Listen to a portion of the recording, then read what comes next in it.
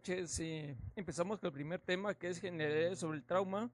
Y vamos a empezar diciendo pues que el trauma es una patología que le ha preocupado al hombre desde tiempos primitivos, y hay varios hallazgos en varias sociedades, eh, en varias partes del mundo se han encontrado hallazgos que nos dicen desde hace mucho tiempo se ha preocupado el hombre por tratar las heridas, tratar las fracturas y tratar al paciente politraumatizado.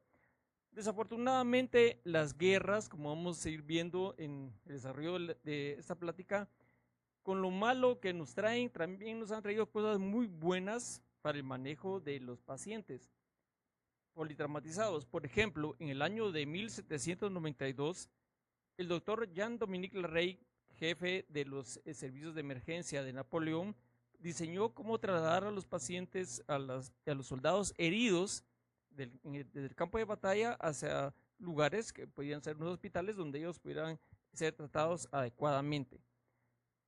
Nuevamente, en la guerra de los Estados Unidos, el doctor Jonathan Letterman pues, se dio cuenta de que muchas personas querían ayudar, querían proporcionar primeros auxilios, pero no sabían cómo hacerlo. Simplemente tenían mucha voluntad. Entonces lo que él diseñó, prácticamente él es el que por primera vez enseñó a las demás personas a cómo poder realizar estos procedimientos y cómo poder dar cuidados de emergencia, primeros auxilios a quien lo necesitan. Clara Barton, en 1864, fundadora de la Cruz Roja Americana, como parte de lo que hace la Cruz Roja, y lo que hizo en ese momento fue enseñar a las personas cursos de primeros auxilios. Las guerras nuevamente, pues Primera, Segunda Guerra Mundial, Corea, Vietnam, etcétera, pues nos trajeron entre tantas cosas malas, eran cosas buenas como el traslado de pacientes por vía aérea. Así tenemos que en 1951 en Corea se calcula que se reportaron aproximadamente 20,000 heridos, y en Vietnam se calcula que aproximadamente 1 millón entre civiles y militares fueron trasladados a eh, unidades de la Armada para el tratamiento de los pacientes que recibían el nombre de MASH. Es esto lo que dio origen, qué bueno podemos traer de esto, es lo que dio origen a que se establecieran a nivel de lo que es el público en general, el traslado de los pacientes por vía aérea como parte del sistema que debe de regir en el tratamiento del paciente politraumatizado. Muchos médicos, muchas personas han aportado su grano de arena a el conocimiento y el tratamiento adecuado del politraumatismo de los pacientes heridos. Esto ha evolucionado, entonces no es lo mismo lo que se hizo hace 10, 20 o 30 años que lo que se hace en la actualidad. Definitivamente tenemos que evolucionar.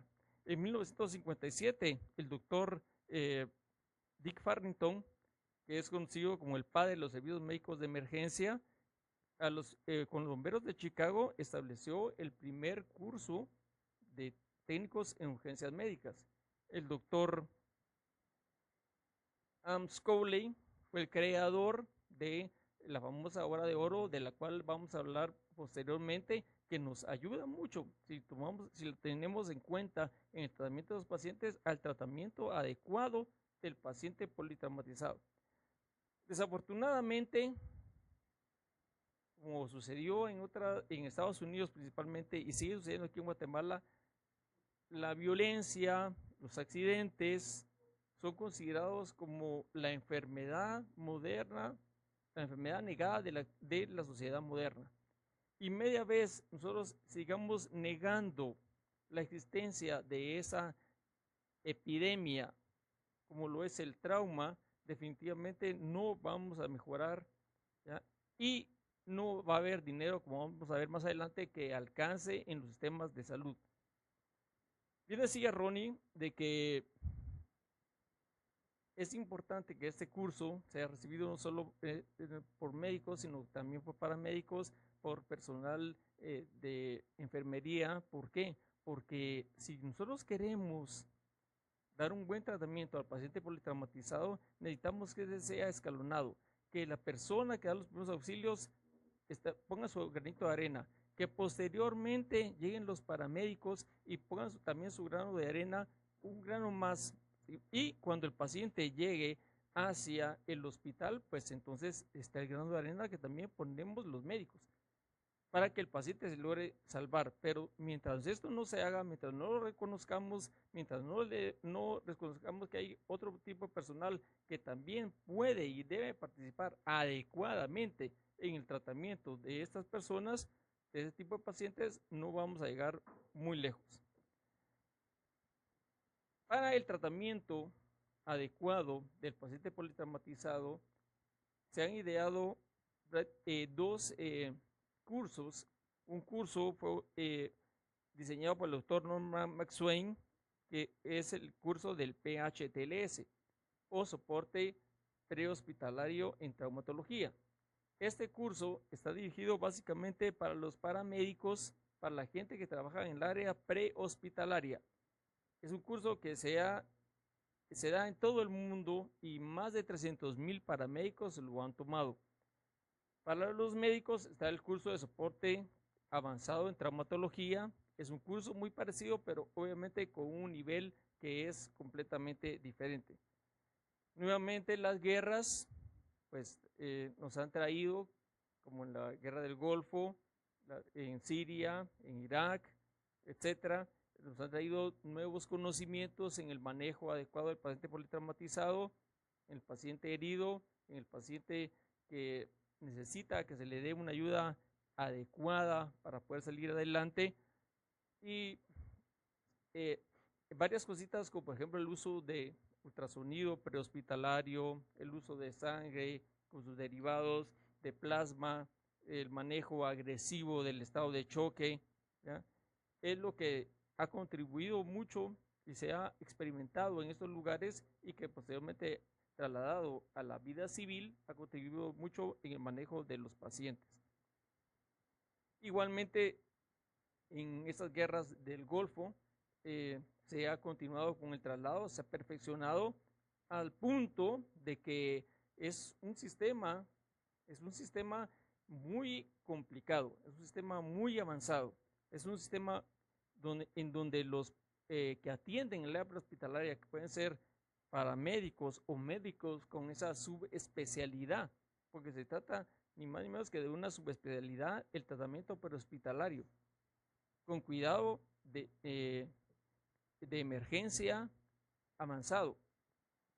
Esas personas son muy libres de poder hacer sus protocolos, les dan mucha libertad de poder hacer cosas que en el área civil están muy restringidas, pero gracias a este tipo de intervenciones es de que se logra llegar a conocer nuevas técnicas para el tratamiento de estos pacientes.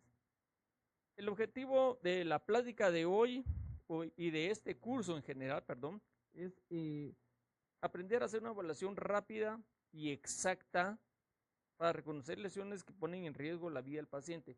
Básicamente, reconocer tempranamente y tratar en forma agresiva el estado de choque y la hipoxemia. Aprender a iniciar maniobras y tratamientos adecuados. No nuestra mente ponerla en el tratamiento de fracturas, de algunos sangrados que no son muy importantes, sino que nuestra mente debe estar en el reconocimiento temprano del estado de choque, en el tratamiento agresivo del estado de choque y en el tratamiento de la hipoxia. Por lo tanto, es propósito de este curso que aprendamos a reconocer nuestras deficiencias y mejorarlas. Determinar rápidamente estas condiciones de las que hemos platicado que ponen en peligro la vida del paciente. Desarrollar el concepto de habilidad de trabajar en un solo equipo. Entonces, médicos, paramédicos, enfermeras, enfermeros, de la mano, tenemos que tratar a estos pacientes que quienes los han enfrentado sabemos, o quienes nos hemos enfrentado sabemos que son pacientes que cuesta bastante manejar, que tienen muchas patologías al mismo tiempo. Pueden tener trauma craneoencefálico, pueden tener un hematoma en expansión en el cuello, pueden tener al mismo tiempo trauma de tórax, trauma abdominal, están choqueados porque tienen una fractura en la pelvis o en un fémur, etcétera. Pueden haber muchas cosas al mismo tiempo y se necesita de que todos trabajemos al unísono, que todos trabajemos como una coreografía para que cada quien haga lo mejor por el paciente. Como les digo, el PHTLS es el curso básico, el clásico que deben de tomar las personas que trabajan en el área prehospitalaria para el manejo de los pacientes politraumatizados, curso creado por el doctor Norman McSwain, y el curso de soporte avanzado en traumatología es un curso que está dirigido básicamente para los médicos. Es un curso muy parecido al PHTLS, sí, con complejidad un poquito mayor, ya que está dirigida hacia los médicos. Desafortunadamente, el trauma afecta principalmente a las personas jóvenes, como podemos ver en esta diapositiva, entre los 1 y 44 años de edad. Es la tercera causa más importante de muerte en todas las edades. Y debido a que afecta a las personas más jóvenes, el trauma representa un problema muy importante para Guatemala. No solo desde el punto de vista económico, sino que también, también de daño corporal. ¿Qué representa el daño corporal para Guatemala? Lesiones por accidentes o por violencia. Gasto económico pre y hospitalario. No hay dinero que aguantar. Es media vez sigue habiendo mucho trauma, media vez sigue habiendo mucha violencia aquí en Guatemala. Económicamente el país va a tener problemas importantes. ¿Por qué? Porque hagan ustedes cuentas, ¿cuántos pacientes diariamente entran a todas las emergencias de los hospitales por cuestiones de violencia, por cuestiones de accidente de tránsito? Y eso multiplíquenlo por lo que pueda costar cada paciente de esos, y entonces se van a dar ustedes cuenta de que no hay dinero que alcance. Y cada día hay más pacientes con problemas de politraumatismo, con problemas que pueden surgir por conducción inadecuada de los vehículos o por la violencia que existe en el país. El daño económico para Guatemala, como les digo, es aparte de el dinero que se tiene que gastar en el tratamiento de estas personas, la pérdida de vidas productivas y años perdidos. Como vuelvo a repetir, ni más ni menos que las personas más jóvenes, las personas que mantienen a esta sociedad, las personas que son los más, digamos, los más inteligentes, los más intelectuales, los estamos perdiendo, se están muriendo, están quedando incapacitados. Y eso lo que produce es atraso para el país. El país no va a mejorar así. Claro, no todo es negativo. Algo podemos hacer y algo tenemos que hacer. Podemos hacerlo en las primeras 4 horas luego del accidente. En la primera hora, el 50% de las personas van a fallecer en un accidente. El 50%. No vamos a poder hacer nada aunque lleguemos ahí lo más pronto posible. Nuestro papel es dentro de las siguientes 4 horas. Ahí sí podemos hacer mucho por los pacientes, sobre todo, vuelvo a repetir, si identificamos tempranamente el estado de choque, lo tratamos de forma agresiva, y si identificamos el estado de hipoxia y lo sabemos tratar adecuadamente. Si es el periodo en el que podemos actuar, si después de ese periodo, o sea, luego de esas 4 horas a las 6 semanas, Si el estado de choque no fue identificado apropiadamente, si no fue tratado agresivamente, el paciente va a fallecer. ¿Cuántos de ustedes no han oído historias o lo han visto, ¿ya? Lo han vivido de personas que tuvieron un accidente de tránsito, fueron rescatadas por bomberos, los llevaron a hacer operaciones, salieron del quirófano, pasaron al intensivo, salieron del intensivo, los egresaron y se murieron? De repente se murieron. De repente se reportó una muerte súbita. ¿Y por qué fue eso? Fue porque el paciente iba a fallecer, como vamos a ver en la hora de oro. Seguramente él estuvo fuera del quirófano más de 30 minutos, más de una hora, perdón, por eso se llama hora de oro, más de una hora. Y por cada hora, como vamos a ver más adelante, que el paciente se fuera del quirófano, el paciente por traumatizado y se fuera del quirófano, las posibilidades de morbimortalidad son de más o menos el 300%.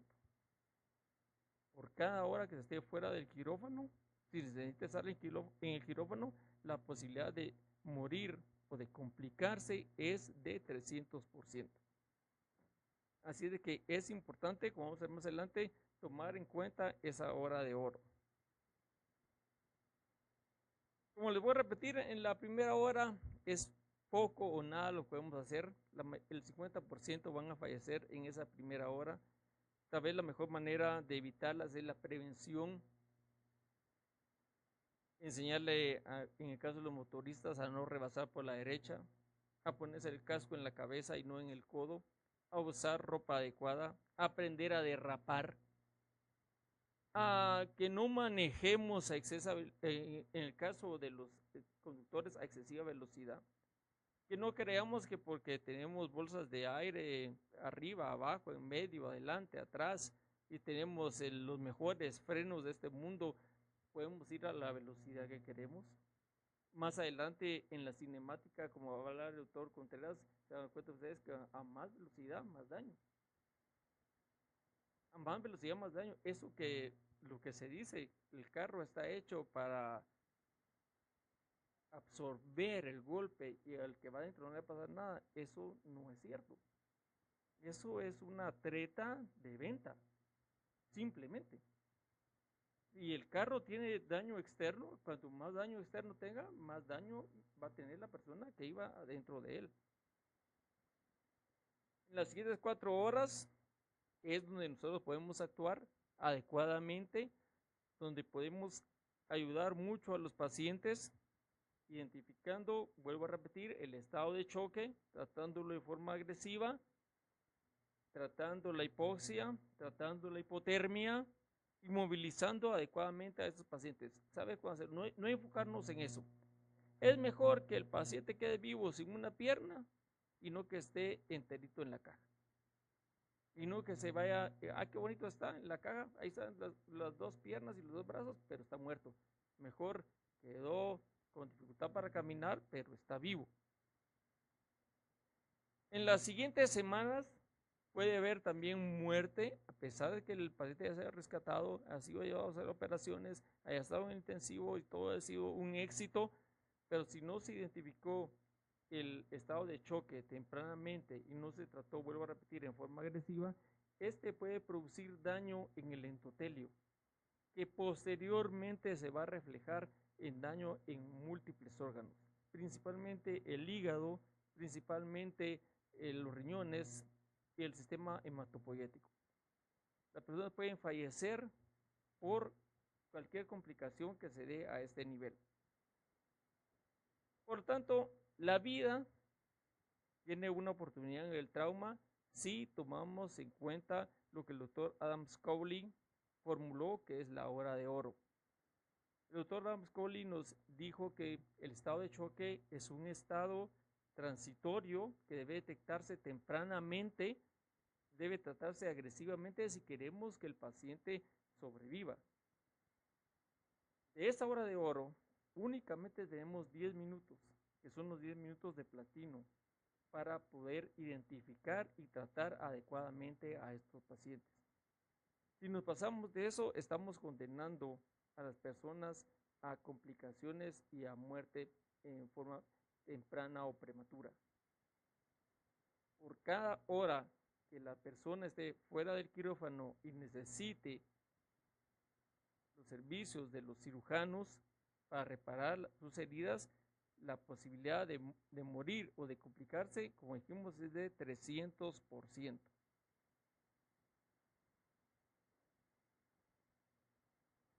Entonces, en esos 10 minutos de platino, debemos de reconocer lo que hemos estado hablando, ¿ya? Vuelvo a hacer énfasis en eso para que se nos quede, que nos grabe con letras de oro. Reconozcamos tempranamente el estado de choque. Tratemos la hipoxemia, tratemos la hipotermia. Con eso vamos a ayudar al paciente mucho.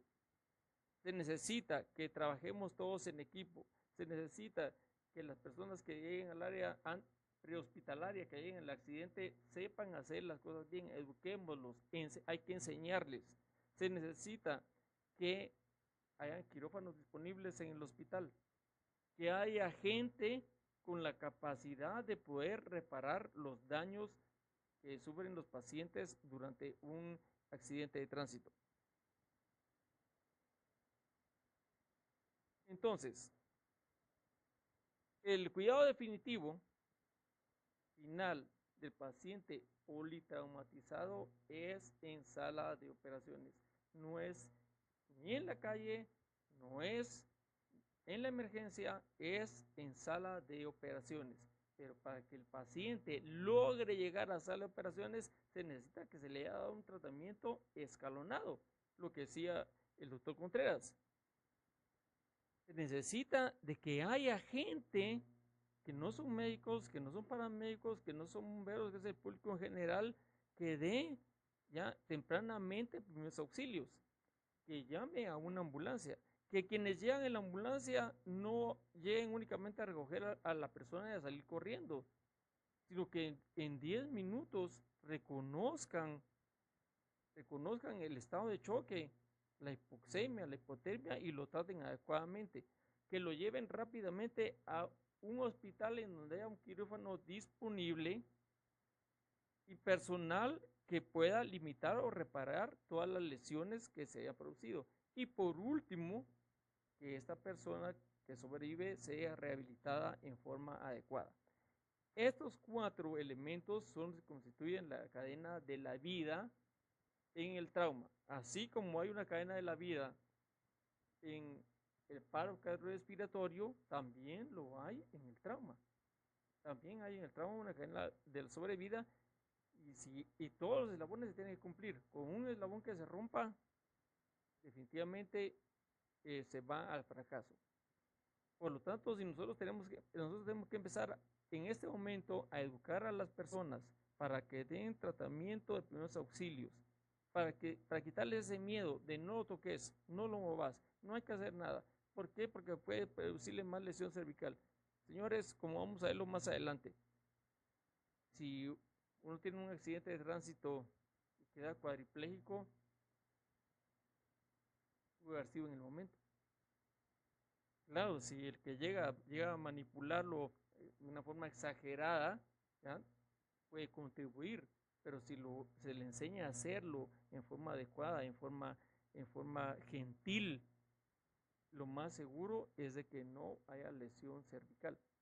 De hecho, únicamente un 4 o 5% de personas con fracturas de la clavícula para arriba, ¿ya? Fracturas, estamos hablando del cuello, en la cara, trauma craneoencefálico, pueden tener lesión cervical. Hay un 95% de posibilidades de que no la haya. Así es de que hay que quitarle ese miedo a la gente. No lo toco porque voy a tener problemas. Ahí déjelo, ¿ya? Y hay que insistir y seguirle enseñando ese papel nosotros los médicos a las personas que atienden en la hospitalaria, llámense bomberos, llámense paramédicos, en que no se trata de ir y recoger a las personas nada más. Se trata de darse un tiempo, y ya lo establecimos ahí, ¿ya? Son 10 minutos, no más, para poder tratar adecuadamente a estos pacientes. Por lo tanto, el cuidado de la persona traumatizada en esas primeras 4 horas luego del accidente, su evolución depende de nosotros. Su resultado final va a depender de nosotros. Así es que preparémonos, oigamos todas esas pláticas, revisémoslas, ¿ya? Veamos cuáles son nuestras debilidades, mejorémoslas para bienestar de los pacientes. Gracias. Muy buenas noches nuevamente, estimados colegas y todas las personal de salud que están con nosotros. Gracias por sintonizarnos, gracias por la información que nos están pasando para mejorar la calidad de las presentaciones, tanto en la parte tecnológica como en la parte propiamente de contenidos. Estamos respondiendo los chats que están enviando. Algunas personas preguntan qué poder leer para hacerlo más dinámico. Realmente todo lo que sea abordaje integral de trauma. Hay buenos libros como las guías colombianas de manejo de trauma. Podemos encontrar libros básicos que se utilizan como el PHTLS, por sus siglas en inglés de Pre-Hospital Trauma Life Support, o sea, soporte traumático avanzado en trauma prehospitalario. También estaría el trauma, el ACLS, que es el Advanced Cardiac Life, perdón, el ATLS, que es el Advanced Traumatic Life Support, que es el soporte traumático avanzado. Como el doctor Castellano lo explicaba, el PHTLS, por la NIME, por la National Association of Emergency and Medical Technicians, que está dirigido más a la parte técnica hospitalaria, y lo que sería el ATLS, el Advanced Traumatic Life Support, del Colegio Americano de Cirugía, que está dirigida más precisamente al personal médico, pero ambos son libros que se complementan, que es importante e interesante si lo pudieran leer ambos. Igualmente, como les decía, las guías colombianas y otros más que con gusto podemos adelante informarles. Tengan un poquito de paciencia, poquito a poco. Ahora estamos con la parte introductoria en este día. Vamos a continuar después con habilidades y destrezas, como habíamos hablado, y ya luego vamos a entrar directamente al abordaje propiamente del paciente con trauma, que estoy seguro lo que más desean ustedes. Vamos a continuar hoy hablando un poco de lo que es la biomecánica y la cinemática del trauma. Como les platicaba, es la temática de ahora. La otra semana igual vamos a tocar biomecánica, pero ya vamos a ver mayormente la anatomía, el impacto del cuerpo humano, la anatomía del impacto del cuerpo humano a lo que sería la biomecánica y la parte propiamente de la cinemática, para entrar propiamente a lo que es trauma. Vamos a ver propiamente, ahora vamos a hablar sobre la cinemática. Toda la parte de la cinemática, como su nombre lo dice, hablamos de movimiento. Recordemos de las leyes básicas de Newton, no vamos a entrar mucho en eso porque lo importante es que comprendamos el proceso propiamente de lo que es la cinemática. En trauma, la cinemática es algo, y la biomecánica son dos cosas fundamentales e importantes para nosotros. No precisamente para el manejo del paciente, pero sí para comprender el impacto, para comprender el trauma que se está sucediendo. ¿Qué es el trauma? El trauma no es más que aquella fuerza que se ejerce sobre un cuerpo, en este caso el cuerpo humano, y la resistencia que este cuerpo hace hacia la fuerza que le está produciendo en ese momento el impacto. Si la fuerza es mayor que la resistencia, obviamente se va a producir el trauma, menor, mediano o mayor, y si la fuerza es menor, obviamente el trauma va a ser menor. Entonces en eso nos basamos, y por eso hablamos que la cinemática la vamos a definir como ese proceso de analizar un accidente y determinar los daños que podrían considerablemente haber resultado de las fuerzas y movimientos involucrados. Cuando a usted en el hospital le llevan un paciente y le explican qué le sucedió y sabe cómo se produjo el impacto, eso es la cinemática del trauma, saber cómo se produjo ese daño. Y si a usted se lo lleva a las personas hospitalarias, que esas personas se tecnifiquen cada vez mejor, yo le explique en la cinemática del trauma como usted en el servicio de emergencia se le va a facilitar más comprender el tipo de impacto y por ende el tipo de daño traumático que puede tener esta persona en un momento determinado. Entonces la definimos como esa parte de la física que va a estudiar el movimiento, prescindiendo de las fuerzas que lo van a producir. O sea, por ende, un cuerpo estático, un cuerpo inerte, no se va a mover si usted no le aplica una fuerza. Recordemos esa parte importante donde usted puede tener un choque, ¿verdad? Un choque es cuando usted tiene un golpe contra algo fijo, y una colisión es cuando se chocan, valga la redundancia, dos cuerpos en movimiento. O sea, el choque es un cuerpo en movimiento para un cuerpo fijo, y lo otro, la colisión, va a ser dos cuerpos en movimiento. Es una parte muy importante que tomar en cuenta. La biomecánica de las lesiones Tenemos mucho tipo de trauma nosotros, pero el trauma producido por accidentes de tránsito es el mayor. Un poquito de eso mencionaba el doctor Castellanos. En el ámbito mundial, actualmente los accidentes de trauma, perdón, por accidentes de tránsito, tiene que la segunda causa de muerte a nivel mundial, entre los 15 y los 44 años, que serían las personas económicamente activas.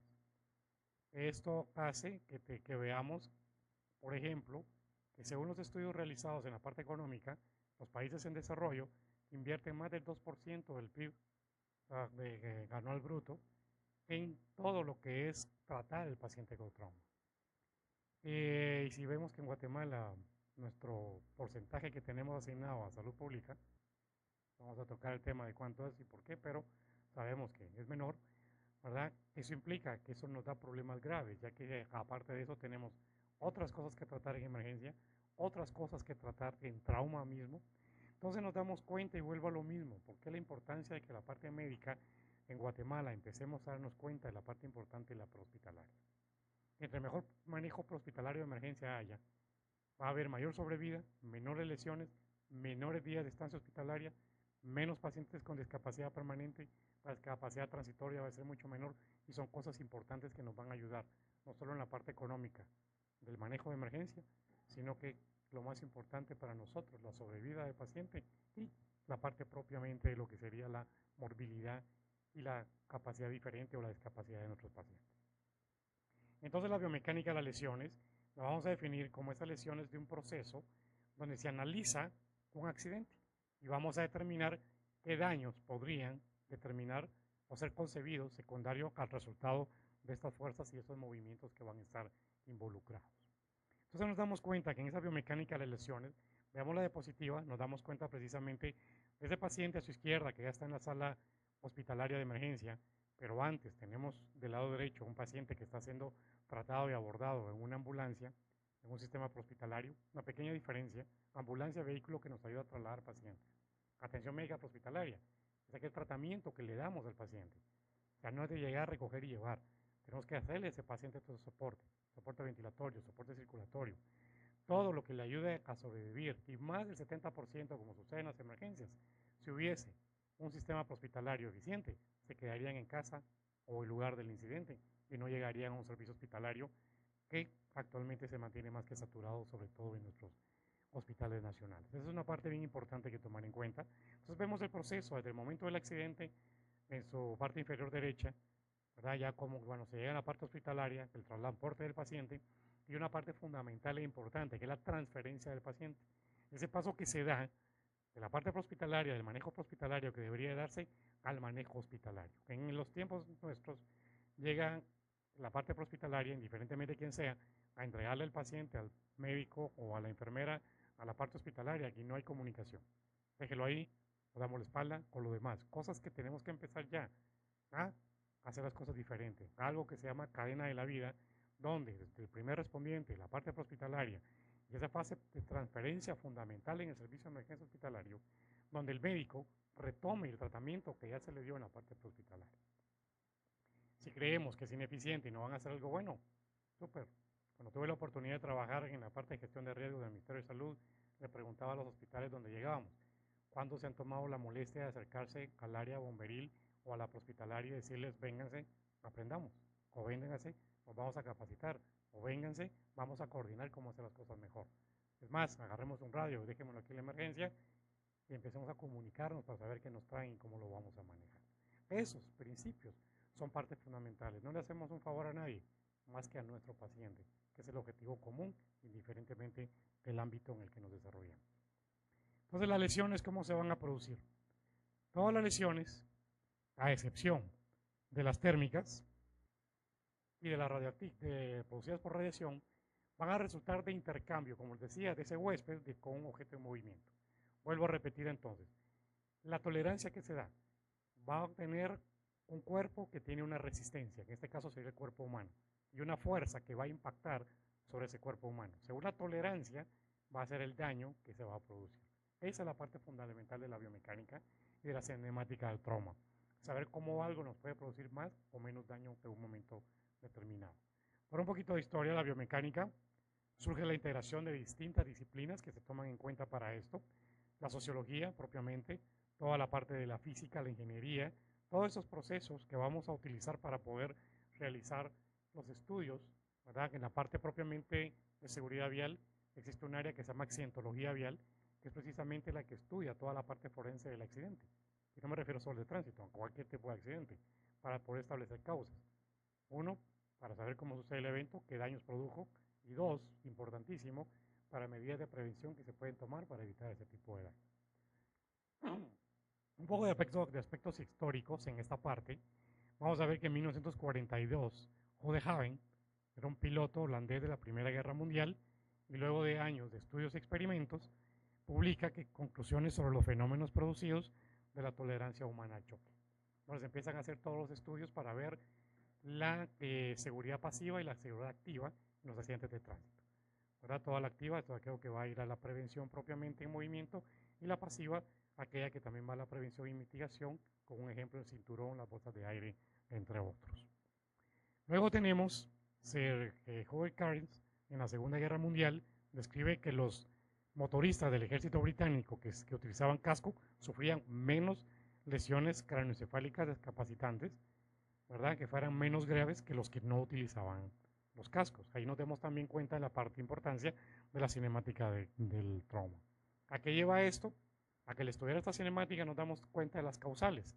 Y esto establece que se vuelve una norma en el ejército inglés de que los motoristas de ese ejército tenían la obligatoriedad por norma de utilizar cascos para su protección, tanto en las motos como en cualquier tipo de maniobra militar. Luego Adams, en los 60, trabaja para la Volvo, describe la utilidad del cinturón de seguridad como mecanismo de seguridad pasiva en el automóvil. Recordemos, hace unos 30 años en Guatemala todavía nos preguntaban si quería hacer carro o no con cinturón. Era un accesorio, no teníamos esa posibilidad de decir, esto es una parte obligatoria, es parte de. A los días de hoy es un normativo, que no lo respetemos es otra causa, es otro problema, pero es un normativo la obligatoriedad de ese cinturón de seguridad. En 1966, en Estados Unidos, se dicta la normativa de seguridad para automovilistas basada precisamente en estos estudios. Entonces, la biomecánica del trauma no va a ser más que el intercambio de energía que se va a producir durante el trauma. Esto obedece a las leyes básicas de la física, la ley de Newton, ¿verdad? Recordemos algo bien importante, la materia no se destruye, solo se transforma. Tenemos otra fase fundamental, lo que es velocidad, la parte de masa por fuerza. Perdón, masa por velocidad, esto nos va a dar el impacto de la fuerza. Esto implica que a mayor masa con menor velocidad va a haber mayor impacto. ¿Qué nos dice esto? La posibilidad de más daño al cuerpo humano. Masa por aceleración, ¿verdad? Es igual a fuerza, o masa por aceleración. Luego vemos a Kalman en 1960 también, trabajando en la Volvo, que hace este tipo de estudios.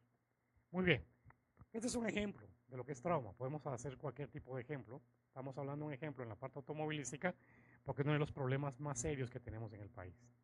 ¿Verdad? Todo tanto daño que se produce por accidentes de tránsito, sabemos las causas, más sin embargo, no hacemos mucho para poder disminuir esas causas. En cualquier tipo de evento, pero sobre todo en la parte automovilística, es bien importante tomar en cuenta que se producen tres momentos. Uno, que es el momento del impacto, del choque o de la colisión entre el automotor y otro automotor u otro lugar. Si fuese un ser humano que va corriendo y se estrella con un paredón, sería exactamente lo mismo. Por eso tomamos el ejemplo del automóvil, pero se puede desarrollar en cualquier ámbito del trauma. Entonces, primer momento, el impacto directo, el golpe, el choque que se tiene. ¿Qué sucede con ese choque? El cuerpo se mueve. Entonces, el segundo impacto va a ser, o el segundo momento, cuando nuestro cuerpo se mueve. Y por último, al moverse nuestro cuerpo, se mueven los órganos internamente. Ese va a ser el tercer momento. Ese es uno de los momentos más críticos, porque en esos momentos pueden haber disrupción, sobre todo de trauma a nivel intraabdominal, cerebral, cardíaco, pulmonar, y haber mayores rupturas producidas de hemorragias internas secundarias a esto. O sea, los tres momentos son importantes, pero el que más impacto nos da en ese momento va a ser el impacto al órgano, que sería el tercer momento. Repito nuevamente, el primero es el impacto del momento, el segundo impacto va a ser que al recibir la fuerza el cuerpo humano se va a mover. Eso produce más transferencia de energía y eso hace también que tengamos daño. Y el tercer momento, por esa transferencia de energía que se movió en nuestro cuerpo, también se mueven los órganos adentro y eso nos produce más daño. Podemos pensar que qué nos interesa, si igual lo que quiero ver es cómo está el paciente. Sí, pero si yo tengo la cinemática de biomecánica me va a facilitar el poder saber qué tipo de lesión puedo encontrar. Dando clases a mis alumnos, tanto en la parte prehospitalaria como hospitalaria, en emergencia les digo algo muy simple. En emergencia no nos importa qué tiene, nos importa cómo está. ¿Por qué? Porque lo primero es salvar la vida y estabilizar al paciente. Entonces me preocupo qué tiene. Entonces el soporte vital avanzado que vamos a dar, con soporte circulatorio y soporte respiratorio, que es la parte fundamental por eso hablamos del soporte traumático avanzado. El soporte sabemos que es básico, intermedio y avanzado. En este caso hablamos de aquel paciente grave que le vamos a producir este tratamiento. Recordemos aquel paciente grave que va a ser aquella persona que tiene un daño real o potencial que le produce un daño a uno o más órganos que pone su vida en riesgo. A eso hablamos de un paciente en estado grave o estado crítico. Entonces decíamos el primer momento, impacto del vehículo. Segundo momento, el impacto del cuerpo, y el último momento va a ser precisamente el impacto del órgano dentro de nuestro cuerpo. Esos son tres momentos fundamentales. ¿Para qué nos llevan estos momentos? Nos llevan a un paciente con trauma. Paciente con trauma múltiple o paciente politraumatizado, como le queramos llamar. ¿Qué es un paciente politraumatizado? Lo vamos a definir a ese paciente como aquel paciente herido con lesiones orgánicas múltiples producidas por un mismo evento, un mismo lugar accidente, que va a tener repercusión circulatoria y o ventilatoria que conlleva riesgo de vida. A eso le llamamos un paciente con trauma múltiple o paciente politraumatizado. ¿Por qué es importante para nosotros? Porque la fisiopatología va a ser una fisiopatología diferente. Recordemos algo fundamental, ya lo veremos en su momento que exponga la parte de choque.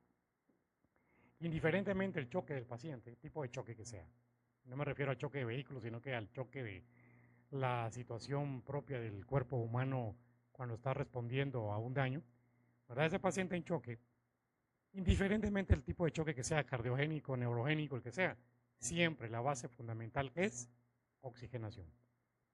Usted puede tener 40 clasificaciones de choque, que el paciente siempre su problema va a ser oxigenación. Entonces es una parte fundamental y de ahí la importancia de lo que nos referimos a hablar de un paciente politraumatizado. Hablando de trauma en general, vamos a hablar de un paciente con trauma leve, aquel paciente cuyas heridas o lesiones no representan ningún riesgo para la persona, es importante para su salud inmediata, no existe riesgo de muerte ni de incapacidad permanente ni incapacidad transitoria, es un trauma leve. Es el 70-80% del trauma que vamos a ver. Luego vamos a tener un trauma moderado. En ese trauma, el paciente que presenta lesiones o heridas que deben ser tratadas en el transcurso de 24 a 48 horas máximo de sufrido el accidente. Esa es una parte importantísima. Si lo queremos ver como un triage hospitalario, hablaríamos de un código amarillo. Igual, si hablaríamos de un código Manchester a nivel hospitalario de 5 colores, que creo que no lo usamos en Guatemala, pero deberíamos ya de empezar a utilizarlo. Ahora vamos a tener ese paciente que todavía puede esperar más tiempo en el servicio de emergencia. Y la parte que sí nos complica y nos pone crítica la situación, aquel paciente grave. Ese paciente donde las 4 primeras horas, el momento del impacto y las 4 primeras horas en la muerte trimodal del trauma, los 3 momentos de la muerte del trauma, donde más podemos impactar nosotros en el área de emergencia, tanto hospitalaria como hospitalaria, es en la primera parte de esa muerte trimodal. Porque es en las primeras, porque el que muere en el momento lamentablemente murió. Si la posibilidad me lo permite de recursos, podría dar reanimación, pero no pasa de ahí. Ahora el otro paciente que quedó vivo, ese sí podemos hacer mucho. Y recuerden algo bien importante, sobre todo en accidente automovilístico. Si van varios ocupantes y hay un paciente muerto, segurísimo, fijo, va a haber un paciente grave. Entonces son cosas que ¿quién nos lo dice? La cinemática del trauma, la biomecánica. ¿Verdad? Que el daño, porque si hubo un daño tan fuerte, seguro los demás ocupantes del vehículo también van a tener ese tipo de situación. Entonces, ¿cuál es el paciente grave? Ya lo hablamos. Presenta lesiones traumáticas graves que deben ser tratadas inmediatamente con alto riesgo de muerte. Lo que les decía la definición anteriormente. Aquel paciente con un daño real o potencial, en este caso real, a uno o más órganos, que pone su vida en riesgo. Ese es un paciente con trauma grave, producido en el mismo evento. Luego entonces, si ya tenemos un paciente, como que tenemos en el lado derecho de la diapositiva, obviamente es un paciente que ya falleció, ya no vamos a poder hacer nada por él. Pero si nos tomamos en cuenta el paciente que tenemos del lado izquierdo, nos daremos cuenta que ese paciente grave es el que necesita más de nosotros. De ahí la importancia de que tengamos un buen abordaje de ese paciente. Igualmente, en la parte educativa académica, hago énfasis en algo importante. Una cosa son las habilidades y destrezas y otra cosa son los conocimientos. Yo puedo aprender a intubar, yo puedo aprender a meter un tubo endotraqueal, un tubo intercostal, un tubo intertorácico, pero si no sé cuándo usarlo, dónde usarlo y cómo usarlo, de nada me sirve tener la habilidad de destreza si no tengo el conocimiento. Entonces, una va de la mano de la otra. Por eso es una parte fundamental todo este tipo de situaciones y capacitaciones que nosotros debemos de tener. Entonces les decía de la curva trimodal de la muerte en trauma. La primera va a ser de segundo a minutos, ¿verdad? O prácticamente aquel paciente que muere inmediatamente. Lesiones del sistema nervioso central, la mayoría van a ser a nivel de tronco, de médula alta, lesiones de aorta o de grandes vasos que hacen que la muerte sea inmediata. Luego vamos a tener la segunda parte de la muerte trimodal. Aquí es donde mayor impacto podemos hacer nosotros. Habla de que el paciente con hematomas intracranianos, tenemos neumotórax, hemotórax, ¿verdad? Ya sea neumotórax simple o atención, lesiones de vaso, hígado, hemorragias. Este paciente que quedó vivo, grave pero vivo. En ese podemos impactar tanto en la parte hospitalaria como en la parte hospitalaria. Y luego tenemos la parte 3 de la parte trimodal de la muerte, que sería de vías aortas. Y aquí el paciente muere como una causa del trauma, pero por causas secundarias al trauma. Un paciente que hizo un SIRPA, un síndrome de dificultad respiratoria, un paciente que hizo una sepsis, ¿verdad? Ya no es tan directo por el trauma, sino por complicaciones que se producen por el manejo de ese paciente con trauma. Esa sería la del tercer momento de la muerte trimodal del trauma. Entonces, el paciente muere, murió. Primer momento, en segundos y minutos. No podemos hacer mayor cosa por él. El segundo momento es el importante, de minutos a 4 horas. Ahí es donde nuestra incidencia de salvar vidas y estabilizar pacientes es la parte más importante en los servicios de emergencia. Entonces, todo esto lleva a estos pacientes, se benefician de los sistemas de trauma en la parte hospitalaria. Hablábamos de la hora de oro, ya se está dejando en desuso el término, pero igual se refiere al tiempo que transcurre entre el momento del evento a una hora máxima en que recibe el tratamiento final en el servicio de emergencia hospitalaria.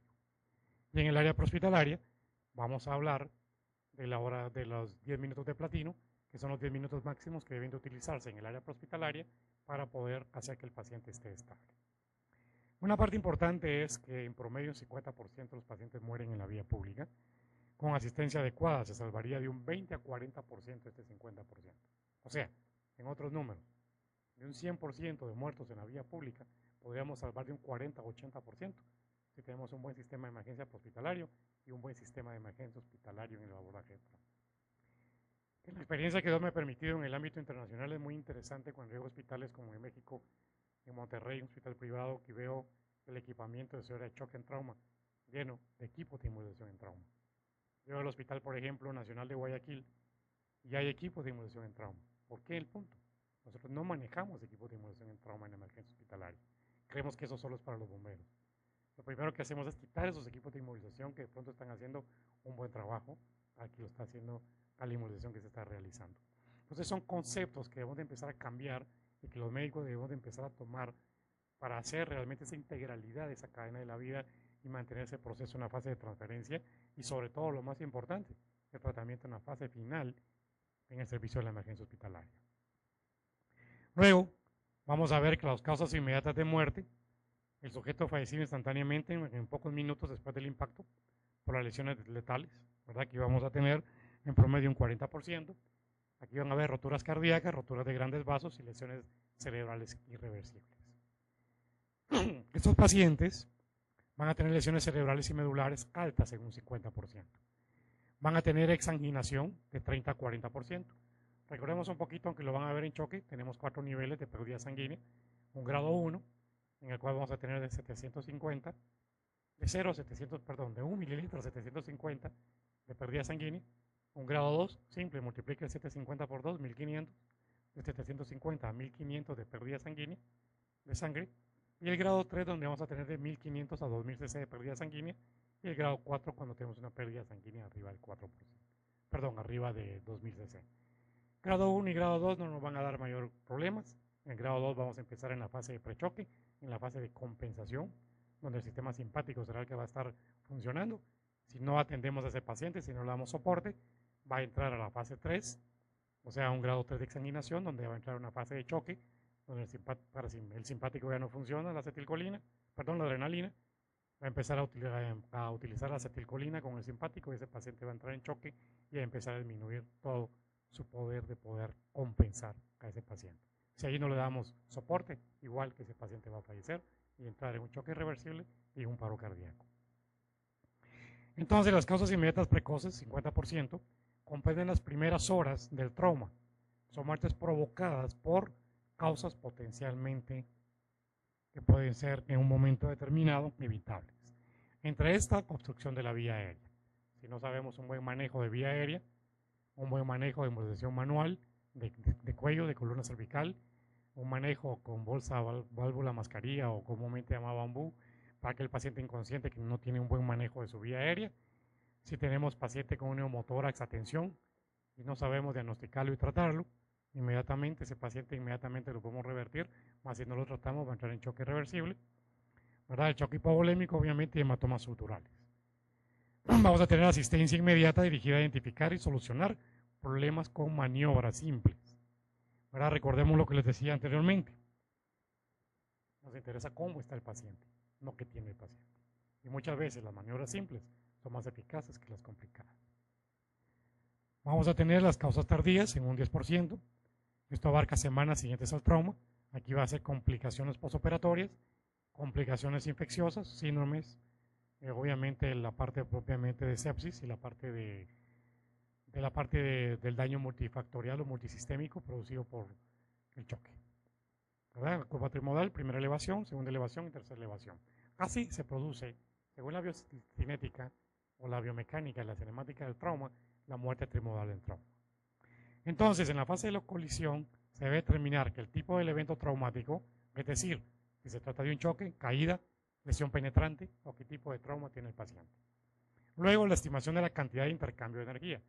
Si fue un balazo, si fue un cuchillo, si fue un trauma craneoencefálico con un bate, si se cayó de determinada altura, o sea, qué tanto impacto pudo haber, qué tanta fuerza se transfirió de lo que le produjo el daño casi a la víctima. Y lo tercero, el objeto con el que se colisione o impacte. Es decir, que se trata de un árbol, de un auto, o sea, si era algo duro, suave, etcétera, qué tipo de lesión se dio. Esto pueden ser explicadas, ¿verdad?, por las mismas leyes de la energía. La energía no se crea ni se transforma, ¿verdad? Ni se destruye, perdón. La energía no se crea ni se destruye, solo se transforma, solo tiene cambios.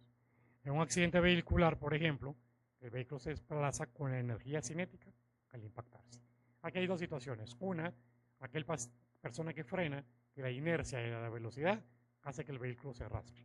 Dependiendo de la velocidad que va a llenar, que el frenado que pueda dar, que eso nos va a dar que tantos metros va a avanzar. Y segundo, vamos a tener aquella mecánica también de contra qué se hizo el choque o la colisión. Recordemos, un cuerpo en movimiento o reposo tiene que permanecer en ese estado hasta que una fuente actúe sobre él. Tienen ustedes un objeto de reposo que ese no se va a mover hasta que ustedes le ejerzan una fuerza. Y un objeto está en movimiento, este no va a parar hasta que se ejerza una fuerza, ya sea una fuerza que lo pare o la fuerza de inercia que llevaba terminó. Entonces ahí va a terminar el objeto de moverse. Eso es bien importante en las velocidades. Por ejemplo, si un vehículo se desplaza a 60 kilómetros, el ocupante también se desplaza a esa velocidad al impactarse. El vehículo y la persona continúan en movimiento hasta que choque contra el volante u otra parte. Vamos a 60 kilómetros por hora el auto, la persona también. Frena, que el auto empieza a detenerse, pero uno continúa con esa velocidad. Y el impacto sobre un volante o sobre el windshield va a ser a 60 kilómetros por hora. Un choque frontal, por ejemplo, o una colisión frontal entre dos vehículos, uno a 60, otro a 80, el impacto va a ser a 140 kilómetros por hora. O sea, son cosas bien importantes para nosotros. La fuerza es igual a la masa por el tiempo de esa aceleración, ¿verdad? A mayor fuerza y masa, velocidad y masa nos va a producir mayor fuerza de impacto. Entonces la biomecánica, una parte fundamental es aquella ciencia que va a tratar de describir mecanismos lesivos, explicando las lesiones que esto va a producir secundario a ese movimiento. Aquí vamos a ver muchas ciencias que se toman en cuenta, la medicina obviamente, la epidemiología, la física que es fundamental y la ingeniería. ¿Verdad? Podríamos decir que la ciencia que analiza los efectos lesivos causados por el impacto en el cuerpo humano, con objeto de encontrar medidas que permitan la prevención de las lesiones y saber el daño que se produjo a la víctima y cómo poderla abordar. En epidemiología va a ver toda la parte, va a escribir toda la parte lesiva, vamos a ver qué es lo que más frecuentemente se da para poder estudiarlo, la física cómo se produce, la ingeniería para los cambios que tienen que hacerse, ¿verdad? La física por medio del estudio de las leyes rige el movimiento propiamente y esto nos explica cómo es la la tasa de transferencia de la energía que va a haber de un cuerpo hacia el otro.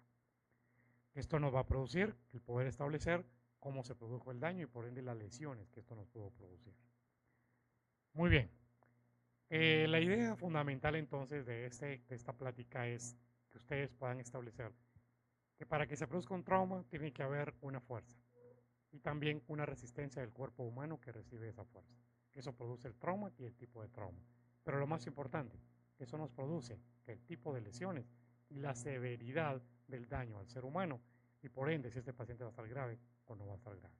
Es una parte importante que hay que tomar en cuenta en el momento del abordaje del paciente en la sala de emergencia.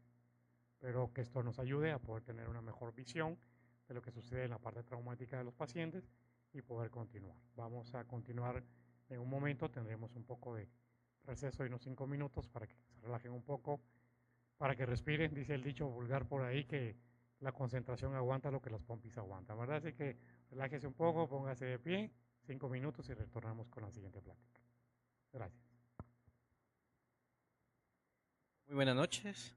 Jesús Fernando Matías, su servidor, médico y cirujano, parte de la Comisión de Urgencias Médicas y Desastres del Colegio de Médicos y Cirujanos de Guatemala. A bien tengo el honor de presentarles parte de la continuación del tema que hemos estado hablando esta noche. Manejo de la escena en situaciones de desastre. Muy bien, proseguimos. Siempre me gusta hacer mención a qué se debe todo esto. Principalmente creo que nuestra vocación de la profesión va dirigida al pueblo de Guatemala, ¿verdad? Entonces lo que siempre buscamos es la satisfacción, proveer salud o mejorar las condiciones de la misma o prever hasta cierto punto la complicación de un evento, ¿verdad? Entonces siempre basados a quién va dirigido todas nuestras acciones, ¿verdad?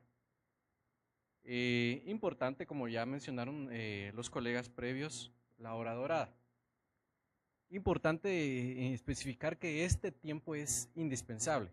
El tiempo son 60 minutos en los cuales, como parte médico asistencial o personal paramédico en el mejor de los casos, tiene el haber de proveer servicios a los involucrados en este incidente. Los primeros 10 minutos, a lo que los colegas también mencionaron, son los 10 minutos a los cuales les mencionamos como minutos platinos. Estos 10 minutos son importantes. ¿Por qué? Porque el médico asistencial debe proveer, primero, una evaluación de la situación, diagnosticar lo que está sucediendo, determinar el estado del paciente y manejar todos este tipo de eventos para empezar a proveer el tratamiento definitivo. Parte de todo esto, me gustaría mencionar toda esta atención prehospitalaria. Creo que en nuestro país está un poco minimizado, ya que no se prevé la atención debida. Se cree que la atención hospitalaria es la única y es la que salva al paciente, y es hasta cierto punto un poco contradictorio. En mi persona y según los documentos dice que la atención prehospitalaria en este tiempo determinado, la hora dorada, usted puede asegurarle una vida al paciente, mejorarle la condición de supervivencia, ¿verdad? Entonces, no es minimizarlo, sino que es parte del complemento de la atención en general. Entonces, toda la atención que como atención prehospitalaria podemos brindarle al paciente se complementa con la atención hospitalaria. Como vuelvo a decir, la importancia es sumamente, ¿verdad? Entonces, empezando ya en el tema, vamos a empezar que el manejo de la escena, hay 3 prioridades. Entre la primera, que es donde nos vamos a llevar más tiempo, vamos a determinar la valoración de la situación. Establecer si el lugar es seguro, determinar la situación. Como podemos ver la imagen, esto no es un lugar seguro, ni para el afectado, ni como nosotros como rescatistas, ¿verdad? Entonces, hay que valorizar todo. El contacto primario en la emergencia,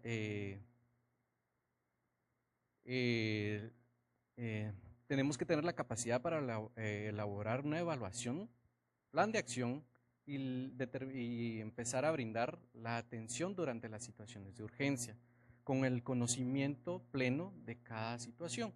¿A qué nos referimos con cada situación? Cada evento de emergencia no es único, no es similar uno con el otro. En este pueden ser accidentes automovilísticos, incendios. Los pacientes pueden variar desde un niño hasta un paciente geriátrico, una paciente embarazada. Entonces, no solo tenemos que tener el criterio para evaluar, también los instrumentos para generar un plan de acción, sino sumamente importante es tener los conocimientos suficientes en cada evento en especial. Posteriormente, en el transcurso del diplomado van a estar enfatizando en cada uno de estos temas para apoyarnos en este aspecto, ¿verdad? Se deben tomar base de las siguientes acciones. Cada una las vamos a ir desglosando en la manera siguiente: situación, seguridad y escena, ¿verdad? Seguridad. Primero, ante todo, el médico asistencial o el paramédico en este caso se debe, si se convierte en una víctima, ya no podrá ayudar a los lesionados, ¿verdad? Perdón. Entonces, principalmente, primero velar la seguridad del que está brindando una ayuda, ¿verdad? No podemos exponernos más allá, ni tampoco convertirnos, como dicen en este caso, convertirnos en una víctima más del incidente, ¿verdad? Entonces, situación, qué, por qué, cuál y para qué. Si se dan cuenta, estos aspectos se deben determinar en los primeros 10 minutos. En los primeros 10 minutos ya debemos determinar cuál es la situación actual, si contamos con los recursos necesarios, colocar las señales necesarias en la vía pública, alrededor. ¿Por qué? Yo creo que todos hemos vivido o presenciado o pasado a la par de un incidente, y la mayoría de veces no faltan los curiosos, no falta la gente que intenta apoyar, pero sin embargo no apoya, sino que entorpece el procedimiento, ¿verdad? Entonces, importante es aislar el evento para prevenir de que no puedan haber más incidentes o que el incidente actual sea grande, ¿verdad? Todo rescatista o todo personal médico debe ir con ropa reflectante, ¿verdad? Para no provocar más incidentes. Determinar si el evento del incidente no está involucrado violencia con los involucrados o con cierta población.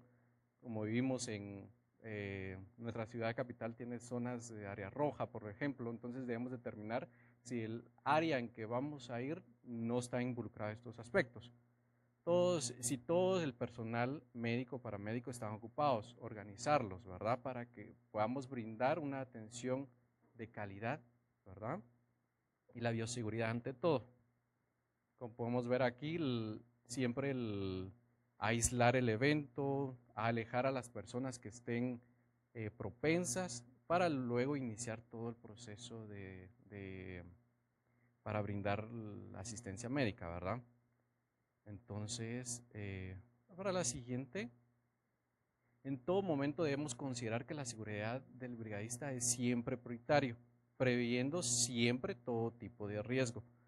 Hablando de riesgo, podemos encontrar dos tipos en este caso, ¿verdad? Los riesgos presentes son todos los que ya existen en el lugar de la emergencia y pueden afectar de igual al asistente como al lesionado. Como repetimos anteriormente, en ningún momento el rescatista debe convertirse en una víctima más. De lo contrario, no estamos organizando o planificando muy bien la asistencia, ¿verdad? Como podemos ver aquí, este personaje, en realidad, que en teoría es un rescatista, según la imagen, es la persona que mayor está en riesgo. Es un riesgo que está presente, es un riesgo que debe considerarse y el que debe considerarse para la planificación de la asistencia, ¿verdad? El otro tipo de riesgo son los riesgos potenciales, los cuales pueden suceder durante la acción de la atención y el salvamento de la persona lesionada y que generalmente se provocan por la falta de planeación o capacitación. Entonces ya empezamos a ver defectos de la planificación, ¿verdad? Entonces estos se deben considerar siempre. Como podemos ver la imagen, en un incendio principalmente siempre se piensa mal, ¿verdad? Entonces podemos identificar si el incendio puede propagarse más, hay gente más involucrada alrededor. Si se dan cuenta, hay más vehículos que hasta cierto punto, si pensamos en los riesgos potenciales, el incendio puede afectarlos y afectar y engrandecer más la situación de emergencia. Entonces, todos son aspectos de los riesgos potenciales que se deben de considerar en todo momento, ¿verdad? El reconocimiento de la escena es el otro aspecto. Tenemos que observar todo el lugar, desde considerar la cinemática del incidente, determinar si es seguro la escena para el que va a brindar la atención, investigar qué pasó, cuáles son los involucrados y al mismo tiempo organizar todo nuestro personal, ¿verdad? Como segundo aspecto, evaluar al paciente. Ya pasamos toda el área de evaluación de la escena, planificación, ya consideramos todos los aspectos, ya consideramos los riesgos. Si se dan cuenta, todo esto debió haber pasado en los primeros 10 minutos. Eso es lo importante de todo. No debemos esperar a que a los 30 minutos el incendio se agrave, que a los 30 minutos hayan más pacientes lesionados. Todo debe considerarse desde el principio. Volvemos a recabar el tema de la hora dorada. Son 60 minutos que pueden mejorar, empeorar la situación del paciente. Entonces, son 60 minutos que debemos de procurar hacer todo de la mejor manera y considerar todos los aspectos necesarios. A la hora de evaluar al paciente debemos observar a los familiares, a los transeúntes, valoración de las consecuencias del accidente, la impresión general de la situación.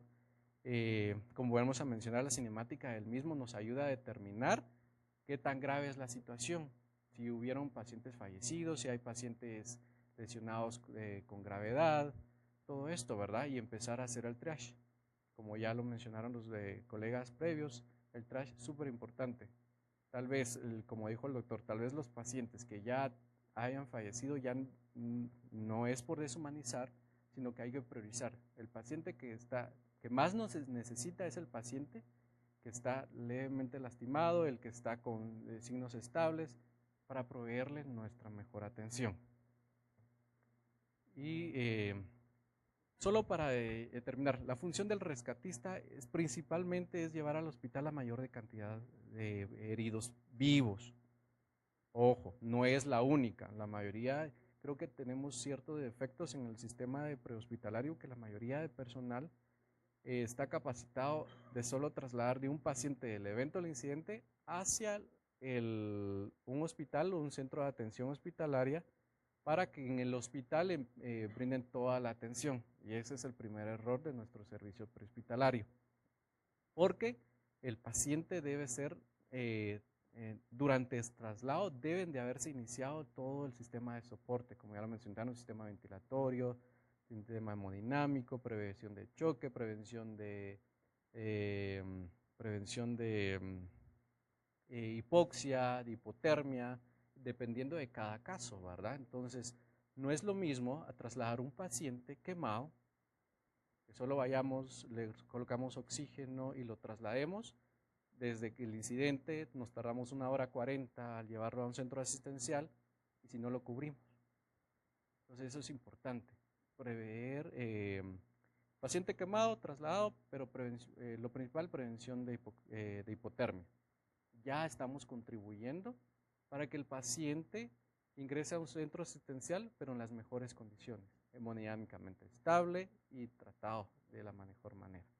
Entonces, recaemos en que no se puede ofrecer a un paciente crítico, traumatizado, los cuidados definitivos en el sitio del accidente, por lo que hay que trasladarlo lo más rápido posible, debidamente estabilizado. Estabilizado involucra muchas cosas, como les vuelvo a repetir, no es lo mismo trasladar a un paciente obstétrico, a un paciente pediátrico, a un paciente geriátrico. Cada situación de incidente va a variar. Entonces nuestra atención como médicos o como paramédicos tiene que ir individualizada a cada tipo de evento. Y número 3 es definir si el paciente es el único que está lastimado o si son múltiples, para empezar a realizar el trash y para empezar a maximizar la atención en los pacientes previamente seleccionados, ¿verdad? Entonces, esto es lo importante. Como vuelvo a recaer, enfatizando los 60 minutos de la hora dorada. Súper importante, como les vuelvo a decir, estos 60 minutos nos van a pronosticar al paciente una mejor calidad de vida, lo van a salvar e incluso puede que ya ni necesite llegar al hospital porque lo que necesita es un poco de hidratación, un poco de oxígeno, un poco de atención médica y no necesita llegar al hospital, ¿verdad? Y los que lleguen de una mejor manera. ¿Está bien? Entonces con esto cierro mi presentación. Agradezco su tiempo y su espacio. Estamos para servir.